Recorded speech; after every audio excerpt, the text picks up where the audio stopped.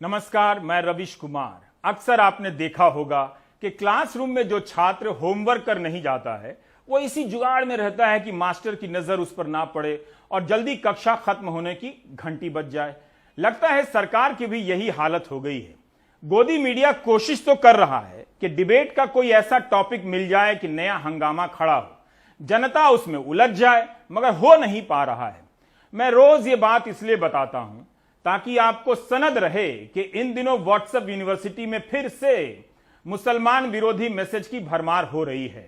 IT cell का काम है आपको सांप्रदायिक ताव में लाने की कोशिश हो रही है।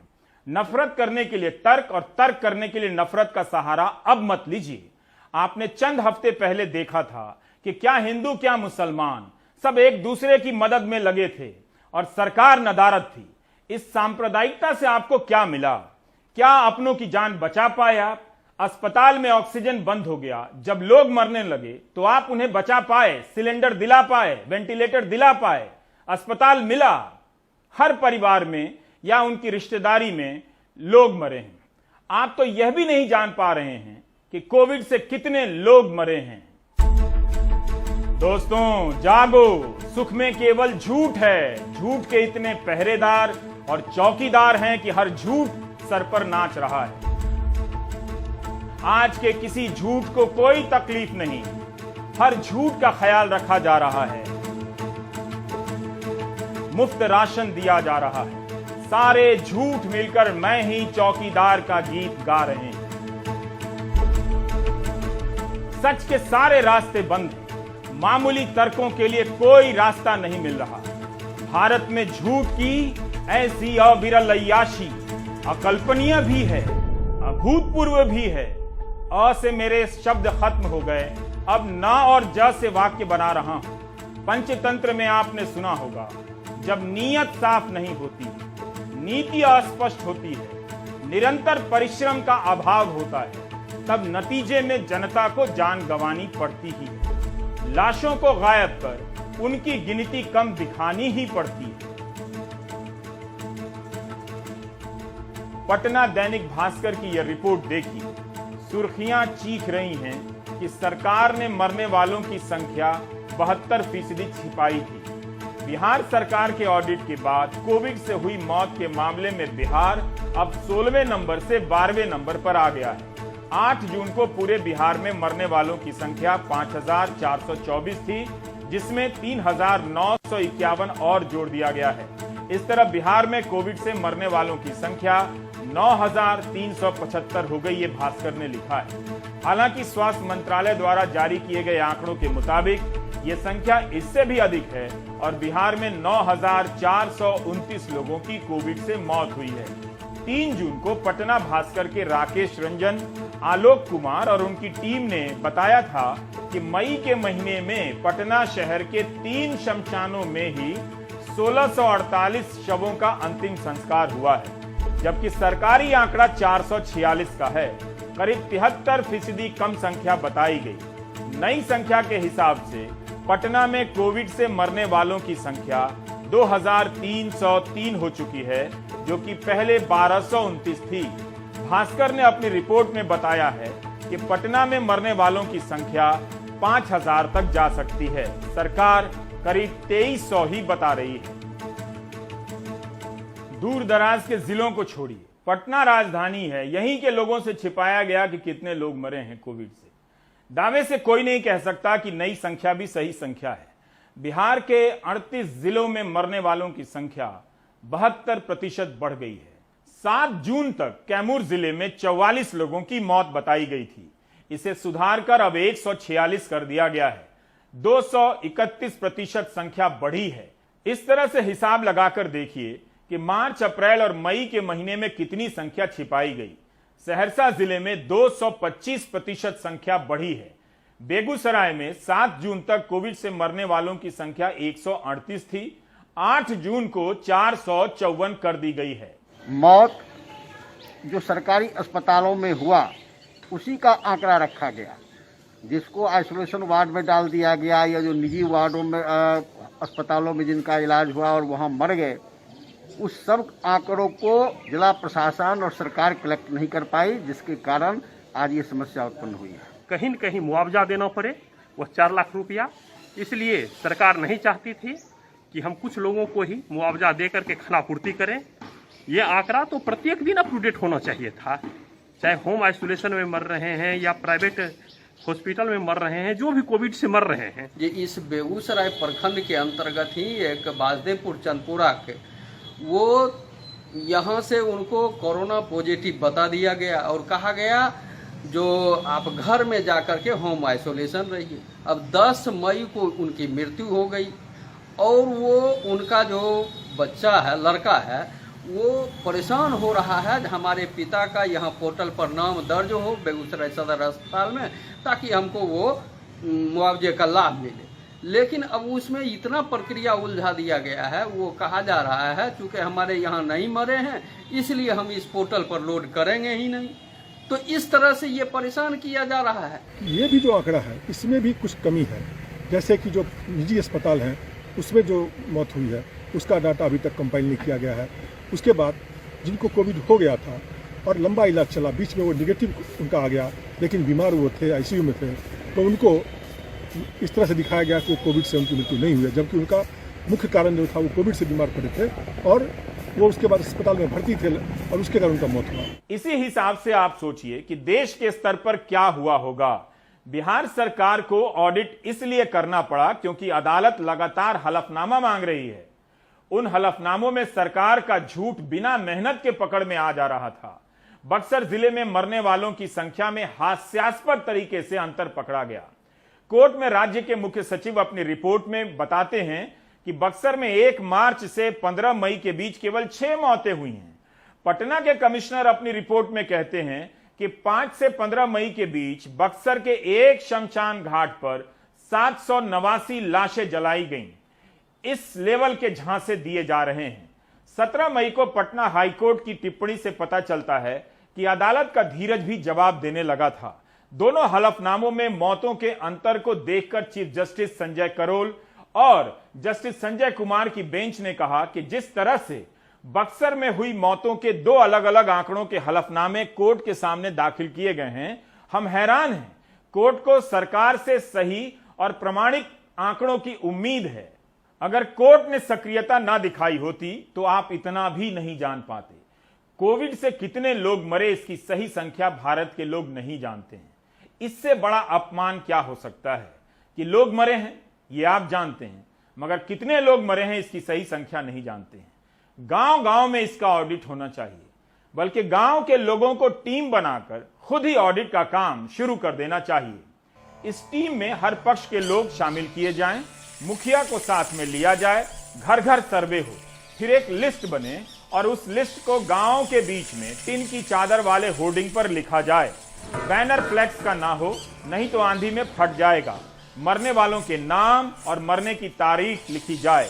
यह भी लिखा जाए कि मौत अस्पताल के रास्ते में हुई, अस्पताल पहुंचकर बाहर हो गई या अस्पताल में हुई या घर पर हुई। गांव में मरने वालों की कुल संख्या भी लिखी जाए।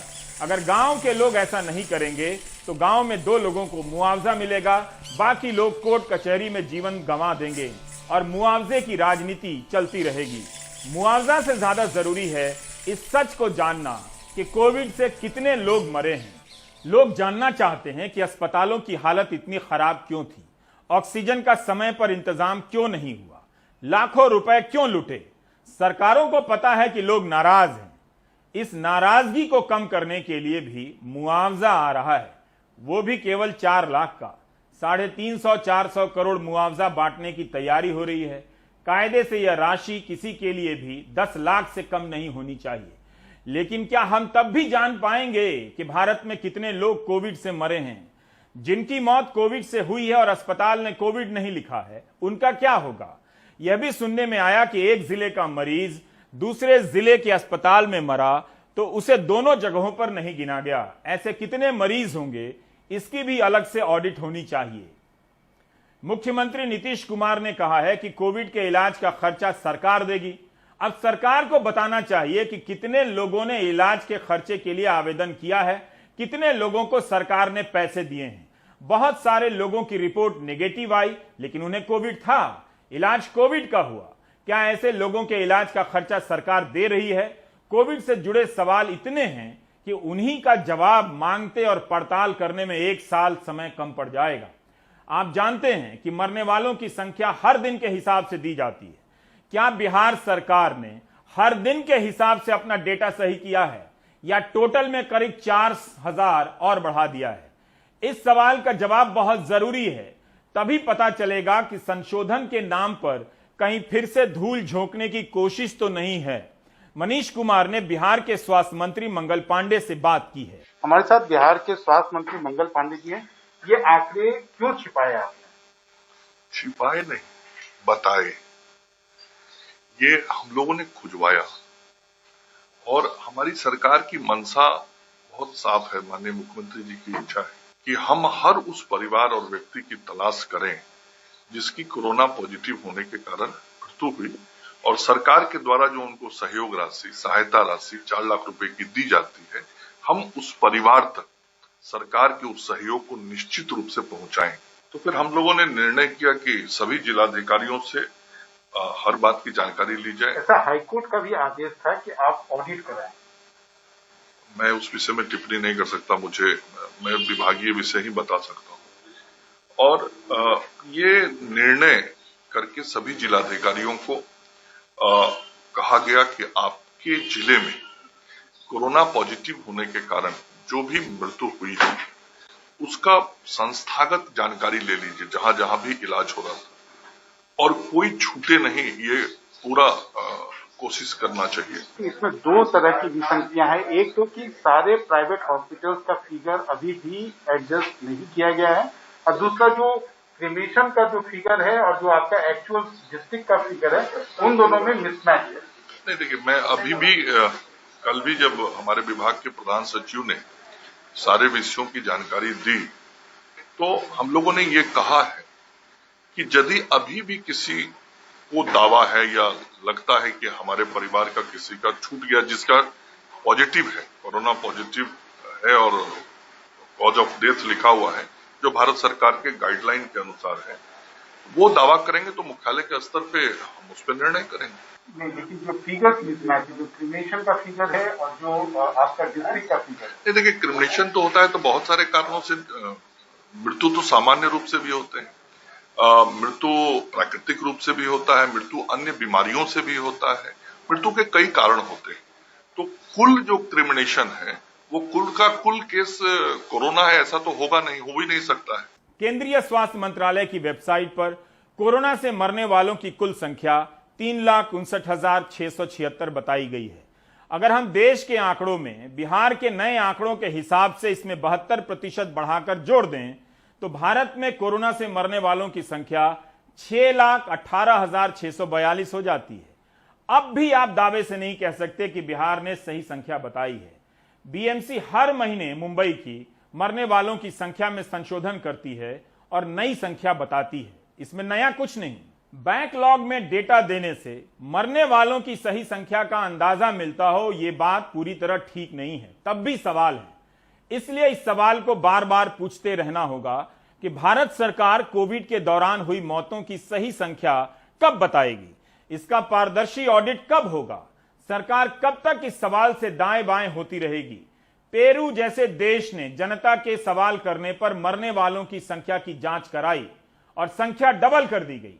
भारत में कांग्रेस शासित राज्यों ने भी ऐलान तो किया है, लेकिन देखना होगा कि वे कितनी ईमानदारी से आंकड़ा सामने रखते हैं और कब तक रखते हैं, कितनी पारदर्शिता से रखते हैं। 11 जून की अपनी रिपोर्ट में दैनिक भास्कर के चेतन पुरोहित ने अहमदाबाद सिविल अस्पताल का रिकॉर्ड खंगालकर पोल खोल दी है। चेतन ने 10 अप्रैल से 9 मई के बीच मरने वालों का डेटा लिया है, उनका अध्ययन किया है और देखा है कि अहमदाबाद के सिविल कोविड अस्पताल में 3,416 मौतें हुई हैं, जबकि इस दौरान सरकारी संख्या केवल 698 बताई गई है और पूरे गुजरात में 3,578। सोचिए किस लेवल पर मरने वालों का डेटा छिपाया गया है। एक अस्पताल में 30 दिनों में 3,416 लोगों की मौत हुई है और पूरे राज्य का जो डेटा है वो इसके बराबर है। क्या यह डरावना नहीं है? हमारी आंखों के सामने नदियों में लाशें बहती मिली हैं। सरकार के झूठ को उजागर करने के लिए लाशों को ही बाहर आना पड़ा लेकिन परंपरा के नाम पर बातों में उलझाकर सरकार बच निकली। संख्या पर पर्दा डाल दिया गया है। उन 2.5 महीनों के सच से पर्दा उठाने के लिए रिपोर्टरों को बहती लाशों को गिनना पड़ा, तो शमशान में जाकर जलते शवों को गिनना पड़ा, लेकिन सरकार टस से मस नहीं हुई है। आप खुद से पूछें, क्या आप मरने वालों की संख्या को लेकर सरकारी आंकड़ों पर यकीन करते हैं? उस आंकड़े पर यकीन करते हैं जिसे सरकार हर दिन गंभीरता से जारी करती है। बिहार ने मरने वालों की संख्या बढ़ाकर 9,000 से अधिक कर दी है। इसके बाद भी खामोशी है, कोई श्रेय भी नहीं ले रहा है। कम से कम सरकार शमशान में अंतिम संस्कार करने वालों की ही एक बैठक बुला ले विज्ञान भवन में, उन्हीं की आंख में आंख डालकर कह दे कि उनका आंकड़ा झूठा है, सरकार का सही है। शमशान का आंकड़ा झूठा है, या वो झूठ है जो समाज को अपराध बोध से भर देगा कि वह बोल नहीं सका कि मरने वालों की संख्या सही क्यों नहीं बताई गई। एक नागरिक की हैसियत क्या रह गई इस देश में? 9 जून को उत्तराखंड हाईकोर्ट ने आदेश दिया है कि मरने वालों की संख्या का ऑडिट हो और 21 जून तक रिपोर्ट दी जाए। वहां के social development for communities foundation ने एक रिपोर्ट जारी की है, जिसके मुताबिक अस्पताल 24 घंटे के अंदर सभी मौतों की जानकारी सरकार को देने के लिए बाध्य थे, मगर कई दिनों के बाद दे रहे थे। पिछले साल 17 अक्टूबर को अस्पतालों ने 89 बैकलॉग डेथ दिखाई, यानी पिछली तारीख में हुई मौतों की जानकारी दी। इस साल कोविड की दूसरी लहर के बाद 9 मई को 29 बैकलॉग डेथ दिखाई गई, 14 मई को 65, 17 मई को 87 बैकलॉग डेथ दिखाई गई। 17 मई से हर रोज अस्पताल बैकलॉग डेथ दिखा रहे हैं। 8 जून को 53 बैकलॉग डेथ की जानकारी दी गई है। क्या हमें इन्हें छिपाई हुई मौत नहीं कह देना चाहिए? कहते हैं कि मृत्यु ही अंतिम सत्य है, और उस सत्य को अस्पताल और सरकार कैसे सुविधा के साथ छुपा रहे हैं। उत्तराखंड में कुल मिलाकर अस्पतालों ने 8 जून तक 868 बैकलॉग डेथ दिखाई है। अस्पताल ऐसा आखिर क्यों कर रहे हैं? क्या उन पर सरकार का दबाव है?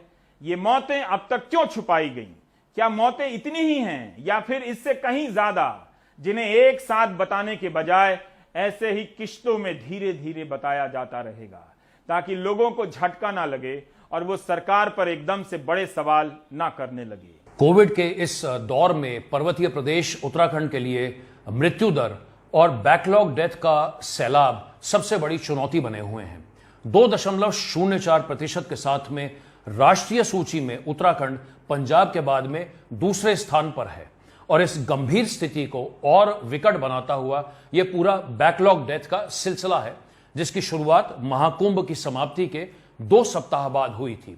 14 मई को हरिद्वार स्थित बाबा बर्फानी अस्पताल ने जब 65 बैकलॉग डेथ्स को रिपोर्ट किया, तो शासन प्रशासन ने एक बड़ा कड़ा रुख अख्तियार करते हुए प्रदेश के सभी अस्पतालों को यह चेतावनी दी थी कि आपको 24 घंटे के भीतर कोई भी जो डेथ है उसको आपको रिपोर्ट करना है।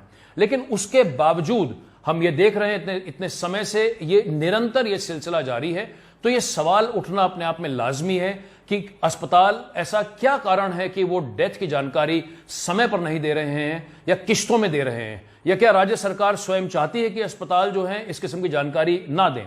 इसके अलावा प्रदेश में जो भी मृत्यु के आंकड़े हैं, मृत्यु दर के आंकड़े हैं, उन्हें हम किसी भी तरीके से फाइनल आंकड़े इसलिए नहीं मान सकते क्योंकि प्रदेश के विशेष तौर पर पर्वतीय जिलों में जो मृत्यु हुई हैं, चूंकि वहां पर टेस्टिंग का एक बहुत बड़ा अभाव है, वहां पर बहुत सारे जो पेशेंट्स थे वो होम आइसोलेशन में थे, इसके अलावा वहां पर स्वास्थ्य सुविधाओं का अभाव है, तो किसी भी तरीके से इन आंकड़ों को फाइनल नहीं माना जा सकता।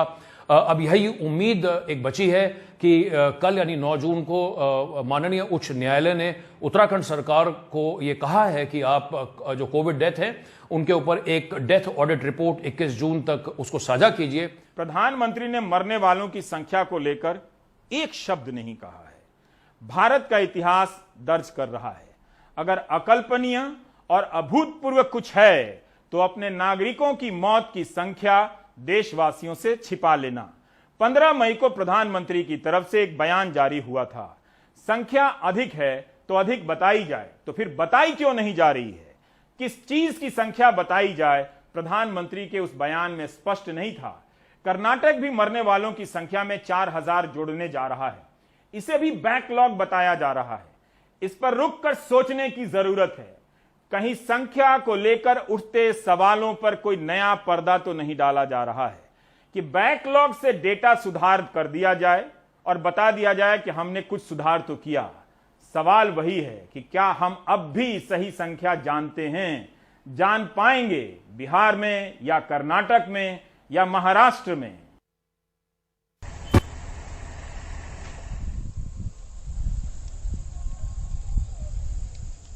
1 मई से 8 जून के बीच कर्नाटक सरकार कोविड से हुई मौतों के जो आंकड़े देती रही, उनमें 4,675 ऐसी थी जो पहले हो चुकी थी। इनके बारे में बाद में पता चला और इनको रोजाना की मौतों में शामिल कर लिया गया।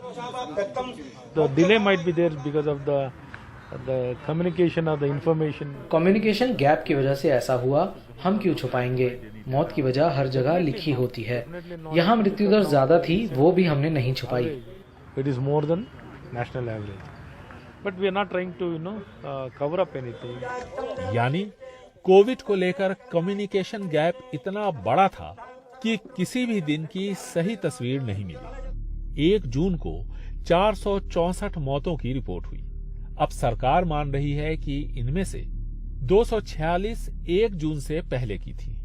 उस दिन 218 मौतें ही हुई थी। इसी तरह 2 जून को 463 मौतें दर्ज हुई, जिनमें से 222 मौतें पहले की थी। 3 जून को 514 मौतों की बात आई, जिनमें से 239 लोगों की मौत पहले हुई थी। यानी इससे पहले या बाद भी जो आंकड़े आते रहे होंगे, उनसे ये पता करना मुश्किल है कि वाकई किसी खास दिन कितने लोगों की मौत हुई थी। सरकार का दावा है कि वो कुछ छुपा नहीं रही, लेकिन हकीकत यह है कि सरकार कुछ बता भी नहीं रही। महामारी शुरू हुए 1.25 साल से ज्यादा का वक्त बीत चुका है, लेकिन अब तक स्वास्थ्य सेवाओं में जिस तरह के जरूरी बदलाव होने चाहिए, न तो वो दिख रहे हैं और न ही सरकार के काम करने के तौर तरीकों में कोई फर्क। ऐसे में असमंजस आंकड़ों को लेकर भी है और इस महामारी का सामना कैसे करें, इसे लेकर भी। बेंगलुरु से कैमरामैन कुमार के साथ निहाल खिदवई, एनडीटीवी इंडिया। 7 जून को केंद्र सरकार ने बताया कि भारत में ब्लैक फंगस के मरीजों की संख्या 28,252 है। कोई बहुत बड़ी संख्या नहीं है, लेकिन इसके बाद भी ब्लैक फंगस के मरीजों को दवा नहीं मिल रही है। हमारे सहयोगी मनीष कुमार ने बताया कि पटना के नालंदा मेडिकल कॉलेज में 4-5 मरीजों के लिए दवा 2 दिनों से नहीं है। पीएमसीएच में भी उपकरण नहीं है ऑपरेशन करने के। यही नहीं, एनएमसीएच में भी ब्लैक फंगस के ऑपरेशन करने के लिए जरूरी उपकरण नहीं है। इस मशीन को माइक्रोडेब्राइडर कहते हैं। इसी के जरिए फंगस को हटाया जाता है। नालंदा मेडिकल कॉलेज में 3 माइक्रोडेब्राइडर हैं, लेकिन तीनों खराब हैं।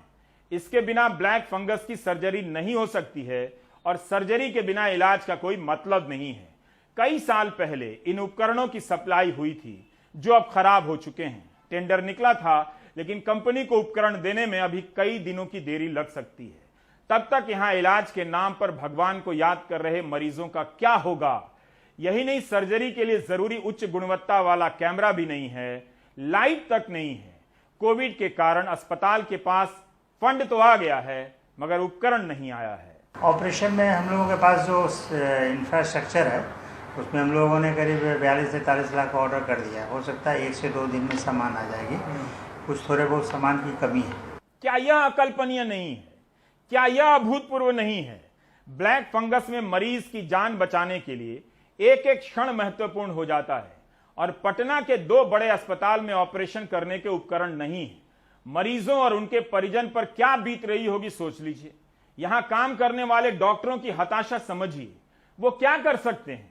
लाखों रुपए के ये उपकरण अपनी जेब से नहीं खरीद सकते। हमारे 10 पेशेंट हैं जो पे करने के लिए तैयार थे, तो उनको हम लोग दे रहे हैं।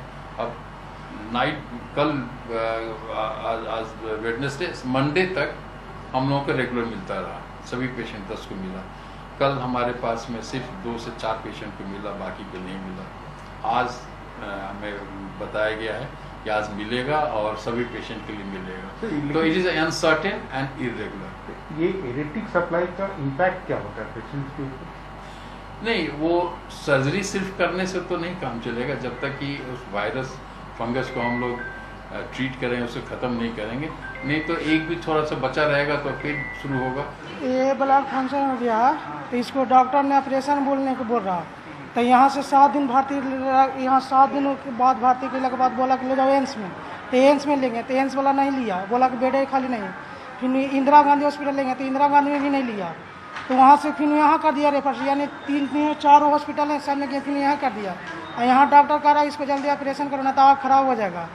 यहाँ सुविधा नहीं है PMCH में इसका ऑपरेशन का। बताइए, इतना को बड़ा हॉस्पिटल है, ऑपरेशन करे कोई सुविधा नहीं, तो गरीब आदमी जाएगा कहाँ? प्राइवेट में जाएंगे? नहीं, प्राइवेट में क्षमता नहीं है हमको करवाने का, प्राइवेट को उतना आती नहीं है मेरा। विश्व गुरु लेवल का देश दवा नहीं दे पा रहा है, सर्जरी के लिए उपकरण नहीं दे पा रहा है, सवाल पूछो तो जवाब में झूठ दिया जाता है। 24 मई को भारत सरकार ने कहा था लाखों वायल का आयात हो रहा है, देश में उत्पादन हो रहा है। इसके बाद भी इस दवा की इतनी कमी है कि मिल नहीं रही है और परिवार वाले परेशान हैं। यशस्विनी ने ट्वीट किया है कि तिरुपति में लिपोसोमल एम्फोटेरिसिन B इंजेक्शन की जरूरत है, अर्जेंट है, चेन्नई में कोई मदद कर सकता है क्या? शुभेंदु ने 17 साल के वी पेरेंट कृष्णा के लिए ट्वीट किया है। विशाखापट्टनम के अस्पताल में 28 दिनों के लिए ब्लैक फंगस के 140 इंजेक्शन चाहिए।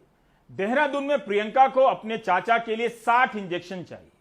वो इतने बीमार हैं कि दूसरे अस्पताल में नहीं ले जा सकते, मुश्किल काम है, इसलिए देहरादून के आसपास ही इस दवा की उपलब्धता की तलाश कर रही हैं। ये सारे मैसेज आजकल के हैं। आप प्रियंका, शुभेंदु और यशस्विनी के संघर्ष को समझिए। क्या आपको लगता है कि इस वक्त इससे भी बड़ा कोई दूसरा मुद्दा हो सकता है? ब्लैक फंगस के मरीज को हम दवा नहीं दे पा रहे हैं, केवल राष्ट्र के नाम संदेश दिए जा रहे हैं। यह हमारा 23वां एपिसोड है 10 मई से। तब भी उन 2.5 महीनों की और उसके बाद के हम सारे पहलुओं तक नहीं पहुंच सके। सोचिए, एक न्यूज चैनल स्पीड न्यूज और डिबेट से आपके दर्शक होने के विवेक और उसकी क्षमता को कैसे खत्म करता है, फिनिश कर देता है।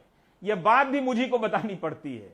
जब आप दर्शक के रूप में ही नहीं बचेंगे तो नागरिक के रूप में कैसे बच जाएंगे? जयपुर के एक नागरिक मनीष की व्यथा बताता हूं। वो कैमरे पर नहीं आ सके।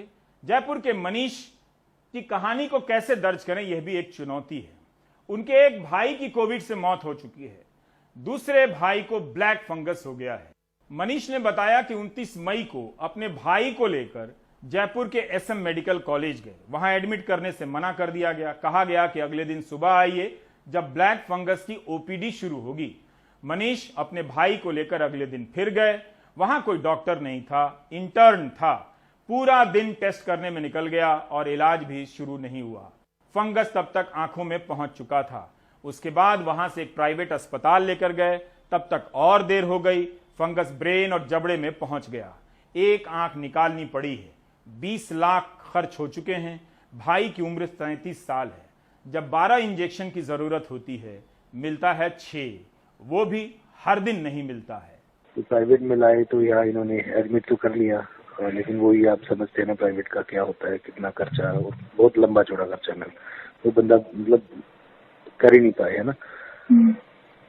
फिर इंजेक्शन का था स्टार्टिंग में, तो 1-2 दिन तो मुझे बहुत प्रॉब्लम आई, मिले नहीं, एक मिला, कभी 2 मिले। CMHO से भी एक इंजेक्शन आता रहा या 2 आते रहे।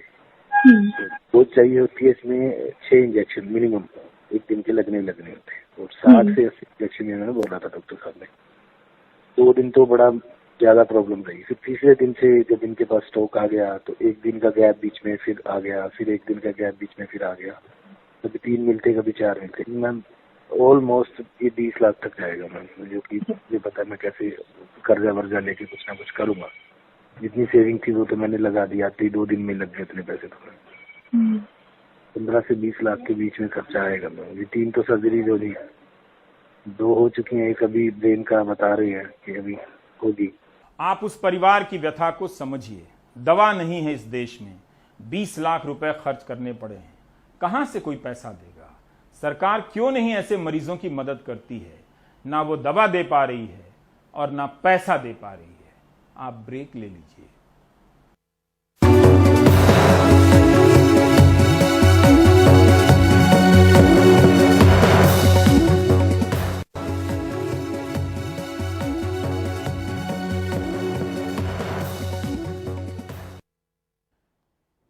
से मरियम और श्रीनिवासन जैन की यह रिपोर्ट है।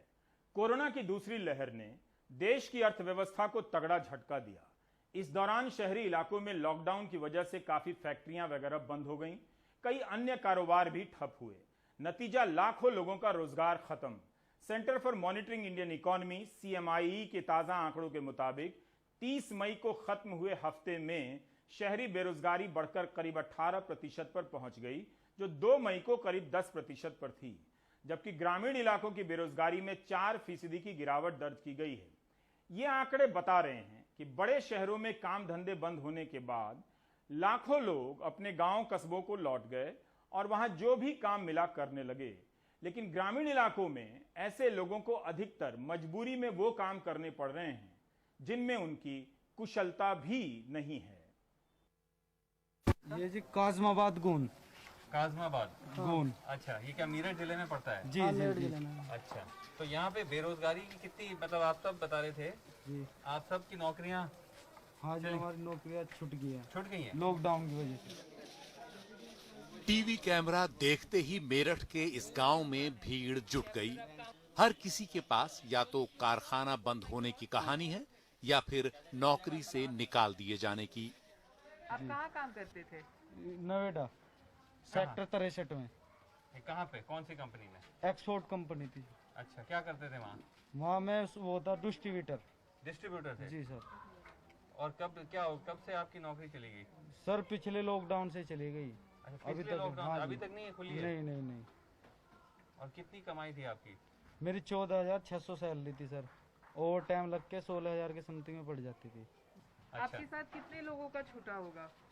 काफी लोगों का छोटा था, मैक्सिमम 50-60 लोग छोटे थे हमारे। वो नोएडा भी थे, बिहार के भी थे कुछ। हम यहाँ के थे, हम यहाँ पे आ गए अपने गांव में। आप बताइए वैसा, आपका नाम? मेरा नाम राहुल कुमार है।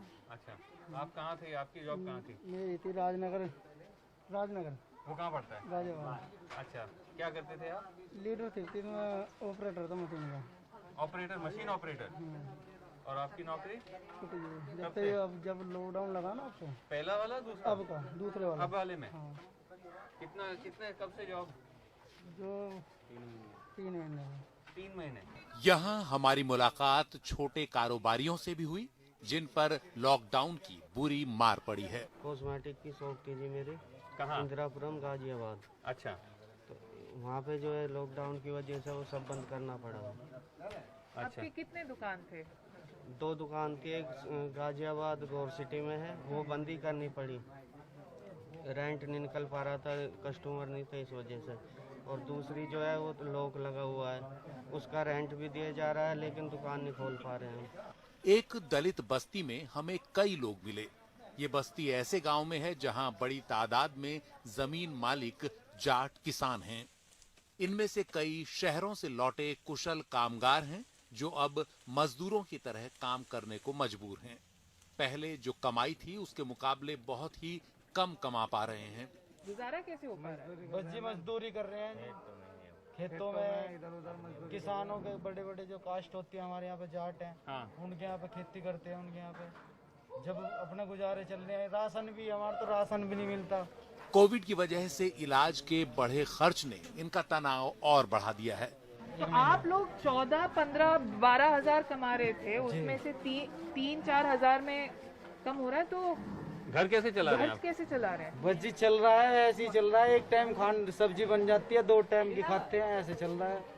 और आप बता रहे थे, एक सेकंड, कि आपके बेटे कौन फैमिली में बीमार हैं? फैमिली में लड़का भी इसका वो करवा के आया हूँ, MIR MRI। आप ही का बेटा है? जी जी सर। क्या वजह से MRI करानी पड़ी? इसको बुखार हो गया था, सिर में अटैक हो गया था।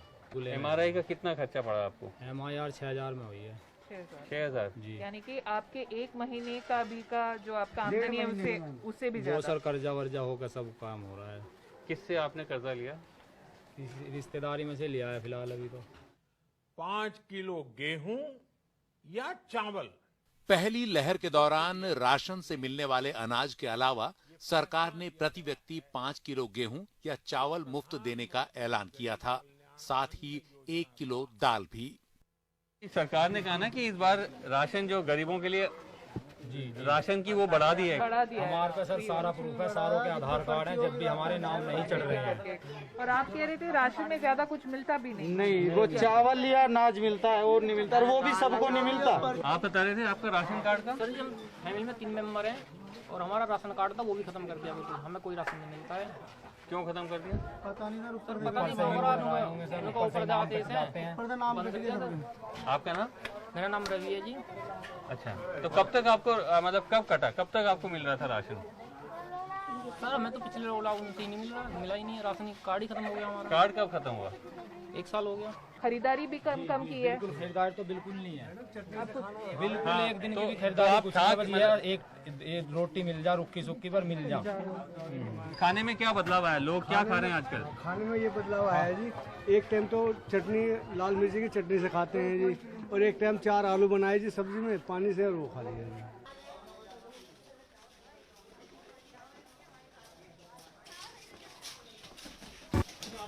तो कब तक ये चल जाएगा? जैसे अभी तो चल जाएगा, 20-25 दिन तो चली जाएगा, क्योंकि 3 ही आदमी है घर में, ज़्यादा नहीं है। 3 ही आदमी है, ज़्यादा नहीं है। 3 आदमी है तो ज़्यादा चल जाएगा। आपका कुछ जमीन है, खेती खेत है? नहीं, हमारे पास कोई जमीन वगैरह नहीं है, जो है सब ये मकान वगैरह से भी है और कुछ नहीं। जो है यही है। यही है हमारा कुछ नहीं। आप ये माता जी हैं? हाँ, ये माता जी हैं। बात यही है जो भी। क्या आजकल माता जी क्या मतलब खाना क्या बना रही हैं? पैसे हैं, मतलब खाना वैसे ही आ रहा है या कम हो गया है? बस खाना कम का, जब कमाई इनकी इतनी है भैया, कमाने वाले जब कोई हिल्ला नहीं, रोजगार नहीं, तो खाने को तो जब ही आओ, अपना जैसा मिल रहा वैसा हम टाइम काट रहे हैं अपना।